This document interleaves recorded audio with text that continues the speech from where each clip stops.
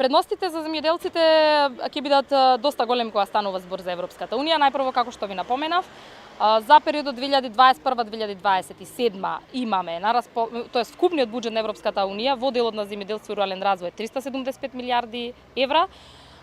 Дел од тие средства секако значи ќе бидат и за нас. Станува збор за отварање на пазар од 500 милиони потрошувачи.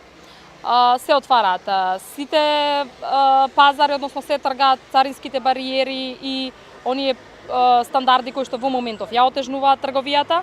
Она што е многу значајно, доколку се исполнат одредени стандарди, на секој земјоделски производ ќе стои етикета произведено во ЕУ, што исто така на земјоделецот му дава една предност, односно барем иста предиспозиција кога станува збор за конкурентноста и аплицирањето на европските пазари, а само за 2019 година од ИПА програмата се веќе одобрени и дополнителни 15 милиони евра. Секако тука значи ние и ИПАРДот, еве во октомври ќе се очекува од ИПАРД 2 веќе еден нов повик кој што ќе се објави, таму имаме на располагање 60 милиони евра, уште 36 милиони се структурните фондови, така да тоа се и главните придобивки кои што на земјоделецот треба да му помогнат во создавањето на едно конкурентно, меѓутоа и модерно земјоделско стопанство кој што ќе биде двигател на македонската економија.